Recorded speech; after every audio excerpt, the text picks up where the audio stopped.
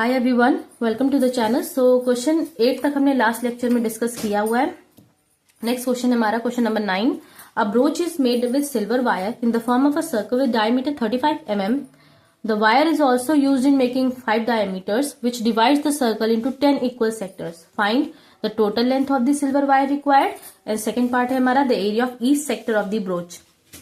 ये जो डायग्राम है ये ब्रोच है, ठीक है। ये ब्रोच मैंने बनाया हुआ है और इसको मैंने 10 इक्वल सेक्टर में डिवाइड किया है, मतलब 10 सेक्टर में डिवाइड हुआ है। काउंट कर लीजिए 1 2 3 4 5 6 7 8 9 10। तो ये 10 सेक्टर में मैंने इक्वल सेक्टर्स में इसको डिवाइड किया है और सबकी डायमीटर, ये जैसे ये डायमीटर पूरी ये लाइन, ये सब डायमीटर कितनी है 5 डायमीटर, सारी 5 दे रखी है और मैंने इसको इसमें डिवाइड कर दिया है, ठीक है, इक्वल सेक्टर्स में। हमारा सबसे पहला पार्ट जो है वो ये कह रहा है कि हमको टोटल लेंथ निकालनी है। सिल्वर वायर जो यूज हुआ है, जो ब्रोच है, ये पूरा सिल्वर वायर से बना हुआ है। सर्कल के फॉर्म में जो लगाया है ये मैंने सिल्वर वायर यूज, मतलब इस क्वेश्चन के लिए सिल्वर वायर यूज किया गया है। तो हमको सिल्वर वायर की टोटल लेंथ निकालनी है, सबसे पहला पार्ट। फिर दूसरा कह रहे हैं कि हर सेक्टर की एरिया कितनी होगी। ब्रोच में ये 10 सेक्टर हैं, तो हर एक सेक्टर की एरिया कितनी होगी हमको ये निकालना है। Area of each sector of the broach. So diagram already given है आपको, हम लोग सोल्यूशन शुरू करते हैं क्या है। तो सबसे पहले फर्स्ट पार्ट शुरू करते हैं। इसमें बोला गया है कि पहले हम देख, सिल्वर वायर जो है वो सर्कल पे यूज, मतलब पूरा ब्रोच बनाने में यूज हुआ है, मतलब ये सर्कल में भी होगा और ये जो हमने सेक्टर्स ड्रॉ किए इसमें भी सिल्वर वायर यूज हुआ है। तो सबसे पहले हम सर्कमफेरेंस पे देख लेते हैं, मतलब इस सर्कल की जो सर्कमफेरेंस है इस पे देख लेते हैं कि कितना सिल्वर वायर है। तो length of silver wire required to make the perimeter of circle. Perimeter, circle का पेरीमीटर मतलब वही जो उसका सर्कमफेरेंस होगा। Perimeter of circle that is its circumference, ठीक है।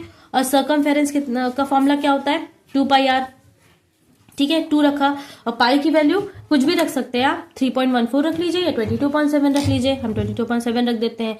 और आर रेडियस कितनी इसमें दे रखी है हमको, दैट इज 35। डायमीटर अगर हमारा, देखिए डी यहाँ पे अगर हमको दे रखा है 35, अगर डी 35 है तो रेडियस क्या होती है d/2, दैट मीन्स 35/2। तो रेडियस कितनी हो जाएगी यहाँ पे 35/2, ठीक है। और ये सारी यूनिट किस में चल रही है mm में। सो कैंसिल कर देते हैं, 2 से 2 कैंसिल हो गया, 7 5 से 35। सो वैल्यू आ गई 110 mm। लेकिन इससे अभी टोटल लेंथ नहीं निकली है सिल्वर वायर की। ये तो भी मैंने सर्कल पे जितना सिल्वर वायर यूज हुआ होगा वो यूज किया है, ठीक है। अभी अंदर सेक्टर्स में भी तो लगा हुआ है। डायमीटर्स कितने हैं 5, अगर 5 डायमीटर है तभी तो वो 10 सेक्टर्स में उसको डिवाइड करेगा। अब 5 डायमीटर कैसे हैं, देखिए पहला डायमीटर ये हुआ हमारा, ठीक, फिर दूसरा डायमीटर ये हो गया, तीसरा डायमीटर ये हो गया, चौथा ये और 5वां ये। अब वापस से नहीं काउंट करने लगना कि नहीं अब ये 6 हो गया, ये 7 हो गया, डायमीटर्स काउंट कर रहे हैं। तो पहला ये, दूसरा ये, तीसरा ये पूरा, चौथा और ये 5, ये 5 डायमीटर हो गए जिसकी वजह से ये 10 सेक्टर्स में डिवाइड हुआ है। तो अब इस डायमीटर्स पे भी तो वायर लगा है सिल्वर वायर, तो वो भी हमें कैलकुलेट करना है। तो वो कैसे निकालेंगे, length of wire required to make 5 diameters. तो वो कैसे निकालेंगे, 5 डायमीटर और हर डायमीटर की लेंथ कितनी है 35, सिंगल डायमीटर 35, तो इंटू करा देंगे यहां से। तो इसकी वैल्यू आ गई 175 mm, ठीक है। तो अब हम इसको और इसको, इन दोनों वैल्यूज को ऐड करेंगे तो हमको टोटल लेंथ पता चलेगी सिल्वर वायर की जो कि इस ब्रोच में यूज हुआ है।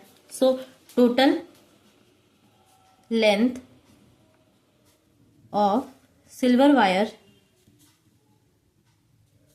required is equal to 110 plus 175 mm। so ये कितना हो गया 285 mm।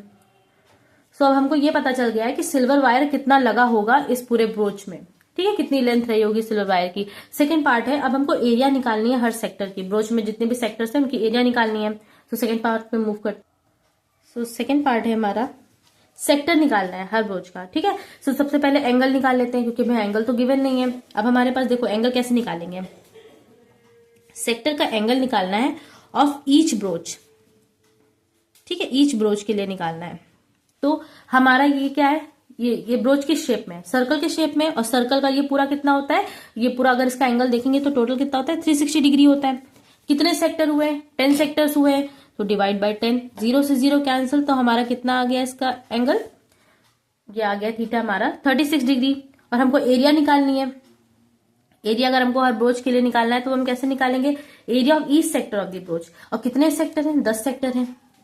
Area of each sector of broach कितने हैं, 10 सेक्टर है। ठीक है, 10 सेक्टर है। और पूरा ये क्या है, एरिया ऑफ सर्कल, यहां निकाल लीजिए आप एरिया ऑफ सर्कल। इसके लिए सिंपल है, एरिया ऑफ सर्कल निकालेंगे अगर, टोटल है 10, एरिया ऑफ सर्कल होता है पाई आर स्क्वायर 1/10। पाई रख लेते हैं यहाँ पे, ऐसा कुछ मेंशन नहीं है ना, तो हम 22/7 ले ले रहे हैं।